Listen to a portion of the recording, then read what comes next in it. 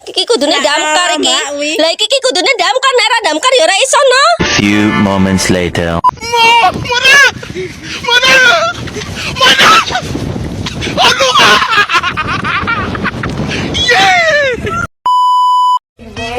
Just a feeling that I want it behind because it's something that is so just in my mind. I guess it goes that. Salah.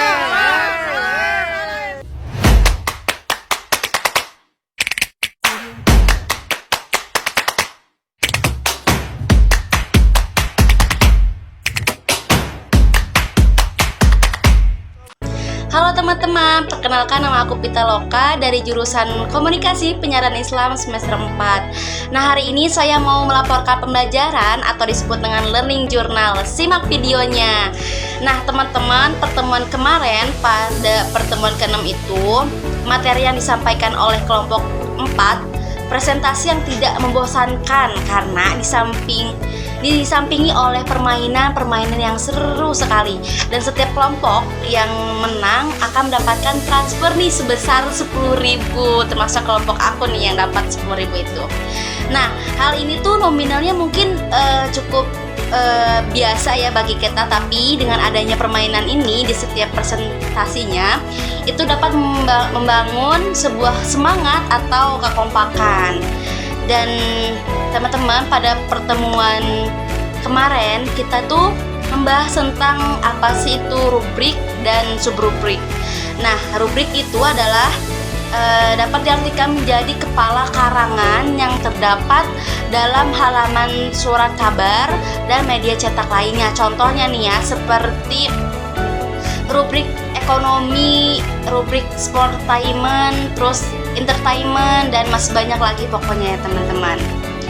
Nah teman-teman, dan rubrik juga ada 4 jenisnya. Yang pertama itu rubrik informatif yang memiliki tujuan dalam memberikan informasi dengan detail dan apa adanya. Dan kedua adalah rubrik edukatif, terdapat tujuan dalam mendidik dan mengajarkan sesuatu. Dan ketiga adalah rubrik persuasif yang berarti digunakan untuk pembaca untuk mengedukasi pembacanya. Dan keempat adalah rubrik menghibur. Di sini memiliki tujuan untuk menghibur dan memberikan suatu entertainment kepada pembaca. Sedangkan subrubrik itu adalah sebagian kecil atau subbagian dari suatu rubrik dalam kategori berita yang lebih luas dan mendalam. Contohnya nih, seperti pada rubrik berita olahraga terdapat beberapa nih subrubriknya nih ya. Seperti Amarta Hang Tuah di IBL 2024 masuk playoff dulu, Final Four kemudian. Nah, itu subrubriknya. Dan setiap kita membuat judul berita yang baik harus memenuhi 8 syaratnya teman-teman.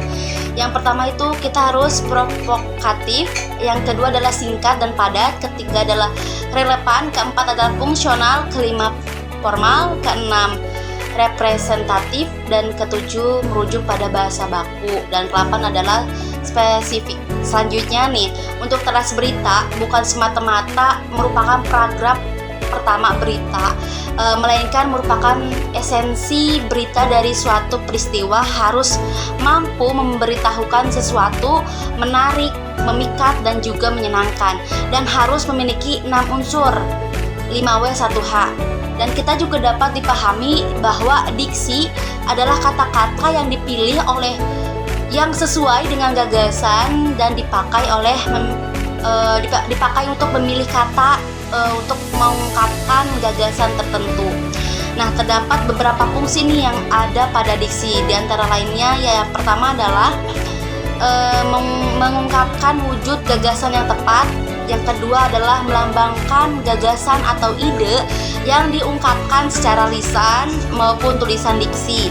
Nah, yang ketiga adalah mewujudkan komunikasi yang efektif. Pada pengguna diksi yang tepat akan membantu dalam menciptakannya komunikasi yang efektif. Yang keempat adalah menciptakan atmosfer yang kondusif dalam komunikasi. Nah, yang kelima nih, yang terakhir, untuk mencegah perbedaan persepsi atau tanggapan atau interpretasi terdapat pesan dapat dicegah. Adapun dalam penelitian ini ada yang menganalisis 5 macam diksi. Yang pertama adalah diksi denotatif.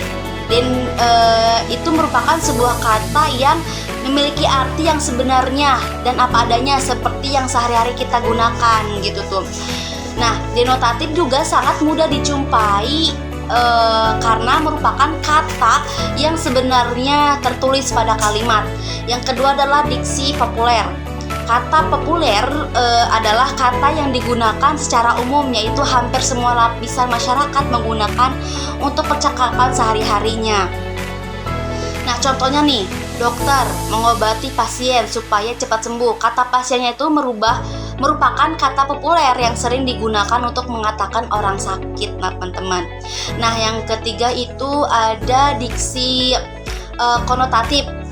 Konotatif ini adalah sebuah kata yang mengandung makna kias atau bukan kata sebenarnya.